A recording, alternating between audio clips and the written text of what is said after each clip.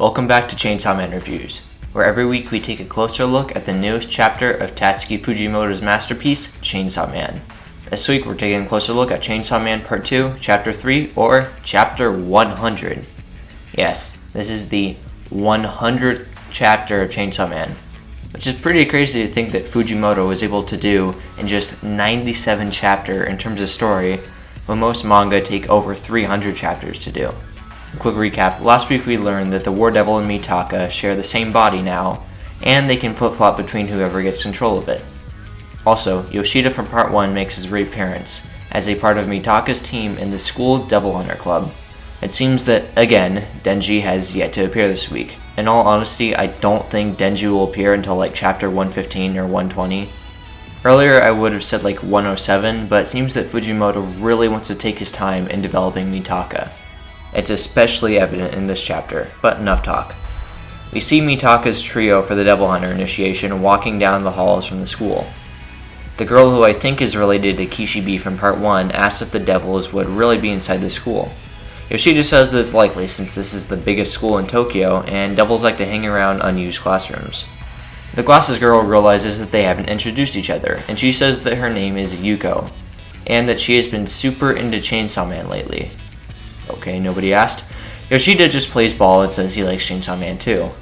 Mitaka looks sick, since when she first met Yoshida, the War Devil took over her body and asked him out. Yuko asks Mitaka if she likes Chainsaw Man, and Mitaka nervously replies, like as much as the average person, while sweating profusely. Yuko seems to realize that something is wrong, but walking in front of them is a trio of girls.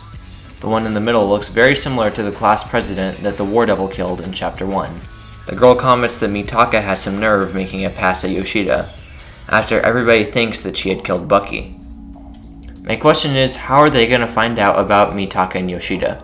Mitaka isn't really going to tell anybody, and Yoshida acted like 10 girls had thrown themselves at him that day, so I doubt he's going to bring it up either. Yoshida asks, "What's with them?" And Yuko doesn't seem to have a clue. Mitaka is sweating bullets at this point. Dropping the sword she's carrying, she walks away saying that she has something to do. Yuko and Yoshida ask her if she's alright, but Mitaka keeps on repeating that she has something to do. She goes in the locker room while reminiscing about everybody's reactions to Bucky dying.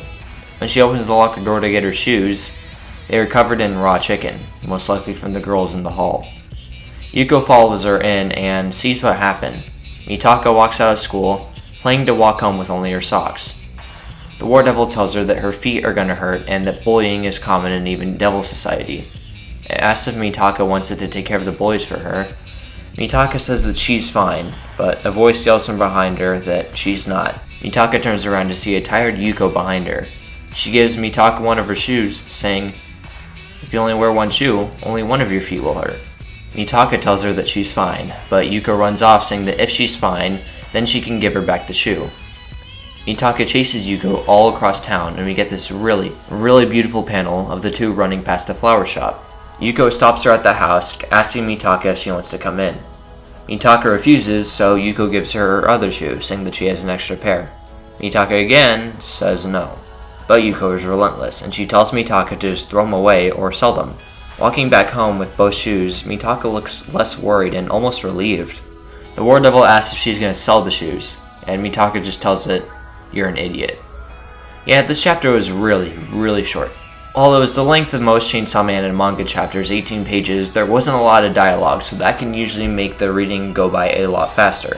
You probably noticed that this is basically a recap of the chapter itself, instead of the interventions for moments that stand out or theories. Well, that's because there wasn't really anything to talk about. As I mentioned before, Fujimoto's taking his time developing Mitaka as a character, and in my opinion, this is for the better.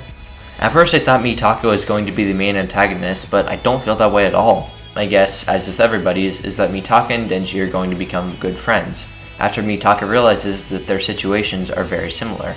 This is going to conflict with the War Devil wanting to defeat Chainsaw Man, so probably the War Devil and Mitaka are going to be at odds with each other the entirety of Part 2. But instead of facing it alone, she will now have friends to help her like Yuko and Yoshida, and I cannot wait for that to happen. Another thing I want to comment on before we go is how the War Devil talks.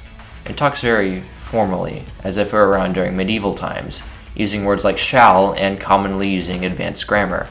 This is somewhat similar to how power talks, commonly using the word tis, or words that most people wouldn't use today, like adversary.